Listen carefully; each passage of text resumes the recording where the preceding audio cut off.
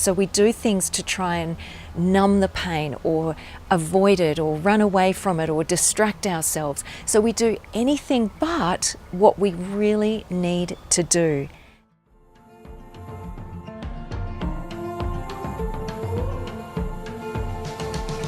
Hi, this is Kelly Hine.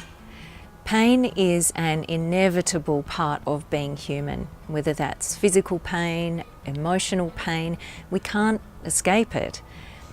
But if you're anything like me, you've suffered a lot more than you needed to from this pain because we don't tend to learn how to manage physical and emotional pain in a way that allows it to move through us much more quickly and easily than when we resist and fight against it.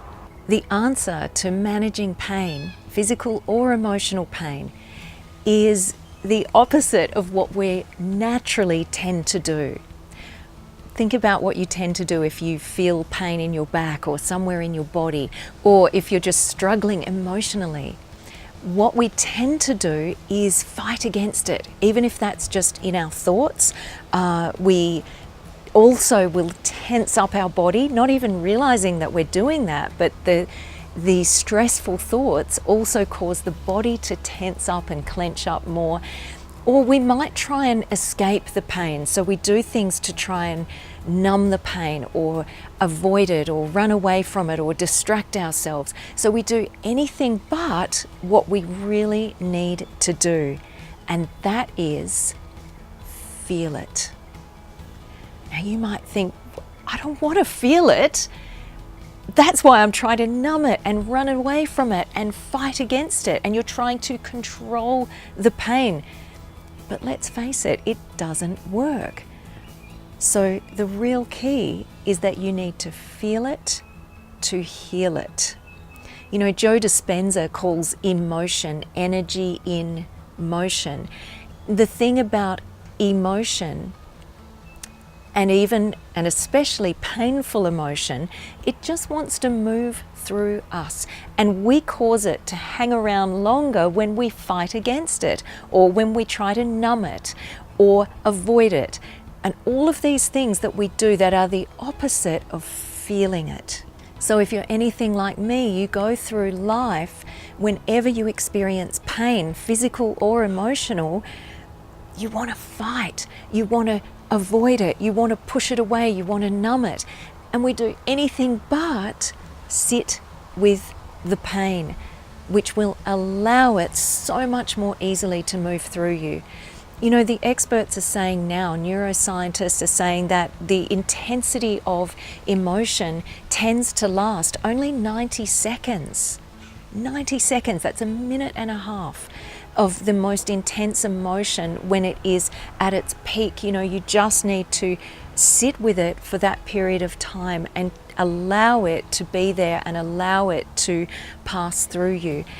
This is essentially another way that we're coming out of fear and into love. So it's like you're embracing the pain rather than resisting and fighting against it. It's like you're just allowing it to be there, knowing that there's nothing to fear, knowing that it just wants to move through you. And this is why mindfulness is used so effectively as a way for people to manage physical pain. They learn to sit with the pain rather than fighting against it. You know, there's a saying that pain is inevitable, but suffering is optional. And it's all about the way that we approach the pain. So the energy, the attitude that you need to approach the pain with is one of love rather than fear. And it's also important to know that there tends to be two types of pain. Psychologists describe this as clean pain and dirty pain. And clean pain is something that happens from a cause. For example, you know, you bang into something and you have some pain and you know exactly what's caused it, and you know that that pain just needs to be allowed to subside, or perhaps emotionally that could be from grief. You know, somebody passes away that you love very much and you need to allow yourself to feel that pain. Dirty pain is the kind of pain that just keeps on recurring and hanging around because of us being stuck in a negative story of thinking where something happens and then we keep the pain going because of something that we are believing that actually isn't true, that's out of coherence with our heart. Our head is believing something that's out of alignment with the heart.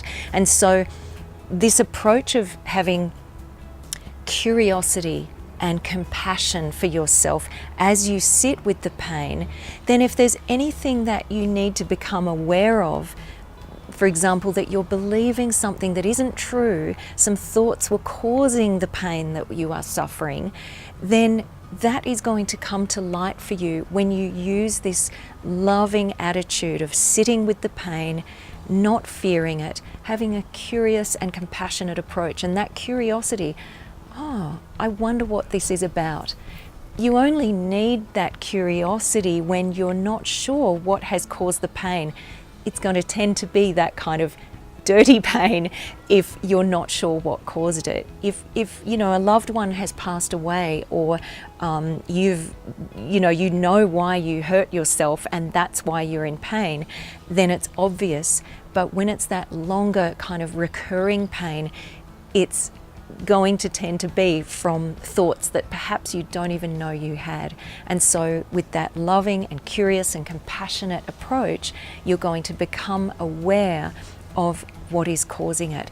But the key here, the most important thing I want you to remember, is that we need to feel it to heal it.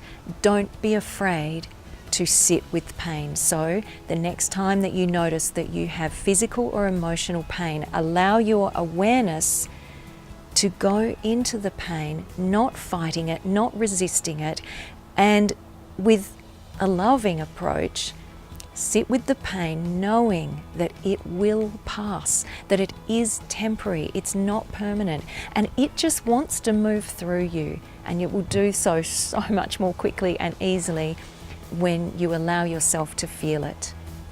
I really hope that you have found this helpful, and if you have, please share this with other people that you think might also enjoy it. As always, I'd love to hear from you, so please leave a comment below. Let me know if you found this helpful or if you already practice this strategy and how it's worked for you. If you'd like more helpful tips and resources for living a life that you love, then go over to kellyhine.com and you can subscribe for my email updates and also get some beautiful freebies that will help you on your journey. Thanks for listening. Remember to always make space to calm your mind and nurture your soul. I'll see you next time.